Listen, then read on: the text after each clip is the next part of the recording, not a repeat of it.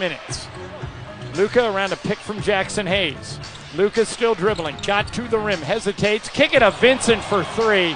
They will not miss from three. They are 13 of 16.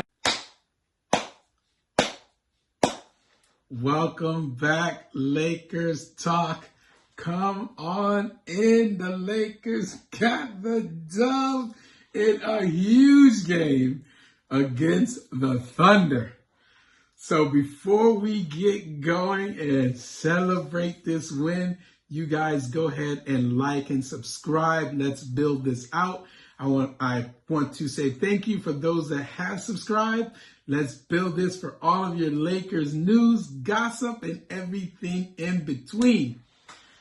All right, so earlier this afternoon, by the time you see this, it'll be yesterday this occurred, but earlier this afternoon, the Los Angeles Lakers beat the crap out of the Thunder. They showed up and absolutely showed out. So the score was 126-99. And I want to say somewhere around the beginning of the second quarter, somewhere around in there, I'm thinking, man, this is starting to feel like it's going to be a blowout. But I don't know, because the Thunder have the best defense in the league. And they have some of the best offense. They're like top 3 of offense in the league. So I'm like, I don't know how our Lakers are going to fare. But before we delve in any deeper, for those who've been there before and to you new ones, every time the Lakers get a W, we hang our Lakers Mardi Gras beads off of Mr. Bean Bryant.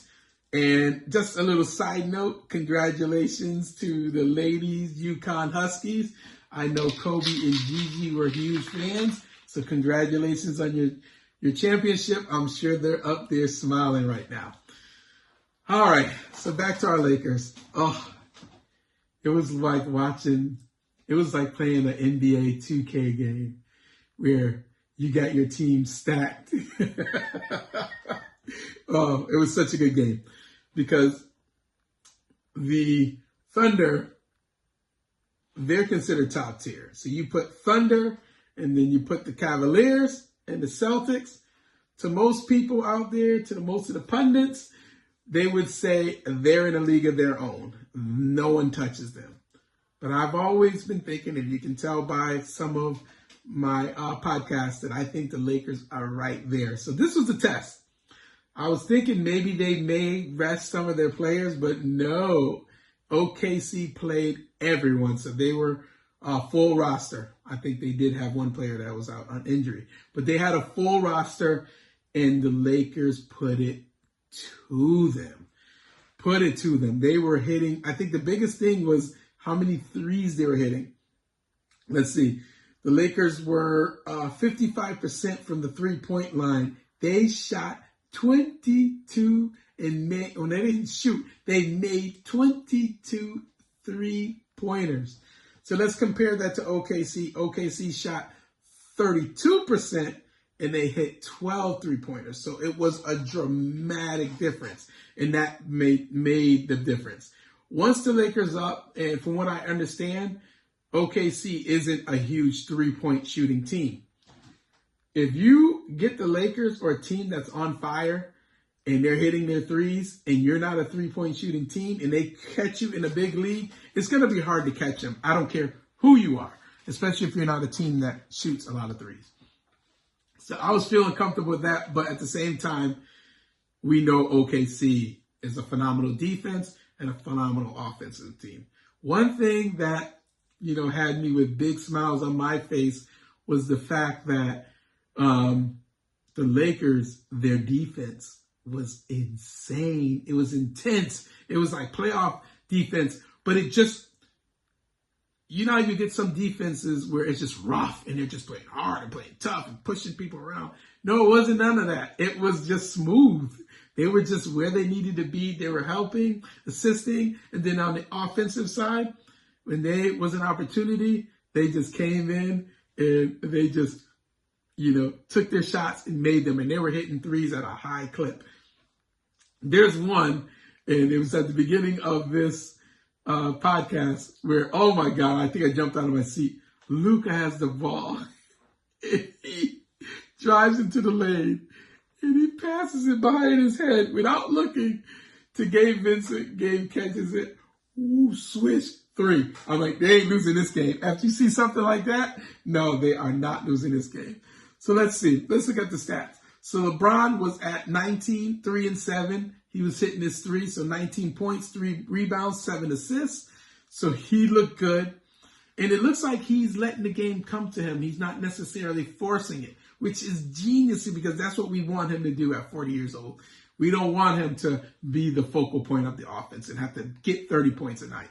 And then you had Luka. Luka, we need you to get the 30 points a night. Luka had 30 points, 7 rebounds, and 6 assists. And then Austin Reaves, 20 points, 2 rebounds, 3 assists. Oh, our big 3 looked phenomenal. But hats off to Dorian Finney-Smith. Not only on the defensive end, but he took advantage of all the opportunities they gave him at the 3-point line. And he ended up getting 14, what did he get? He ended up getting 14 points and 7 rebounds. So he took advantage. That ball would fall in the sand. I'm like, oh, it's going to be money. It's going to be butter. And it was every single time. And even Rui looked good. Rui was 11 points, 7 rebounds. So he looked great as well. So hats off to this Lakers. I'm so excited. I'm going to sleep like a baby tonight because this is how the offense and defense, when it's running at the top speed, top cylinders, this is how it's going to be. And this is the perfect time to be here. So they're currently now they remain at the 3rd position in the West with a record of 48 and 30. The Rockets beat the Warriors tonight, so the Warriors dropped. So the Rockets remain in the 2nd place, but the Warriors were in contention to catching the Lakers. The Warriors fall all the way back to 6th. But then we have the Nuggets in 4th place, and then the Clippers are climbing there in the 5th place. And I'm gonna be honest with you, this is so surreal. So let's just jump back to last season. I would have never fathomed that the Lakers would be. Of course, I wouldn't have fathomed that they would have Luka either, but I wouldn't fathom that the Lakers would be in a seed higher than the Nuggets. Remember last season, we couldn't beat the Nuggets if you paid us. Hands down, I think the Lakers in this squad is a better team than the Nuggets, and I wouldn't even hesitate saying that. Would it be a tough series if they played in the playoffs? Absolutely. But I think this Lakers squad is better, and I can't believe we're sitting here right now with this. So phenomenal. A lot of people want to wait, but I think this will be our championship season. I think the Lakers will get the championship. So we will definitely wait and see. So let's see. So up next, we have OKC again in the arena. We'll play them on Tuesday. So it'll be interesting. So what's OKC going to do? Are they going to rest their players? They're already the 1st seed. They're not going to lose it. The only battle they would have would be against Cleveland because Cleveland has the best record. So they want to make sure if they ever if they meet in the finals, that they have a better record so they can have home court advantage. So what are they going to do? If I were them, I would just call it and and sit my better players so that the Lakers couldn't scheme anymore. But bring them on. Like I said in my last podcast, we want the heat. Bring the team. We want to measure us to you to let you know that big bros are in town and we are coming to win this chip. So let's see. After that, we have a back-to-back. We play the Mavericks, and that is the return of Luka to Dallas. So I hope he gets 70 that night. And then after that comes the Rockets and then the Blazers. So we still have a potential opportunity, I believe, if the numbers are correct, to get that 2nd seed.